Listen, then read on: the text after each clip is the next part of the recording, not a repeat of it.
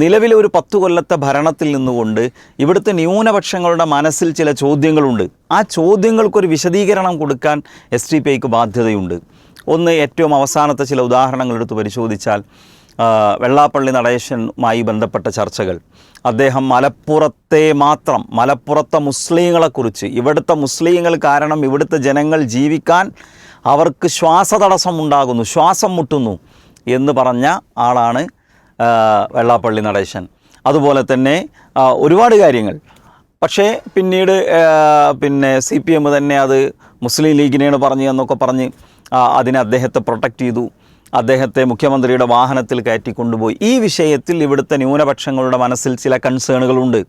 ആ വിഷയത്തിൽ ഇവിടെ ന്യൂനപക്ഷങ്ങൾക്കിടയിൽ ഭരണവിരുദ്ധ വികാരമില്ലെന്ന് പറഞ്ഞ് അവർക്ക് പിന്തുണ കൊടുക്കുമ്പോൾ, മങ്കടയിൽ സ്ഥാനാർത്ഥിയെ നിർത്താതിരിക്കുമ്പോൾ, വേങ്ങരയിൽ സ്ഥാനാർത്ഥിയെ SDPI നിർത്താതിരിക്കുമ്പോൾ ആ വിഷയത്തിൽ അവർ വിശദീകരിക്കേണ്ടതുണ്ട്. വിശദീകരണം പറയുക എന്ന അവരുടെ ഉത്തരവാദിത്തമാണ്.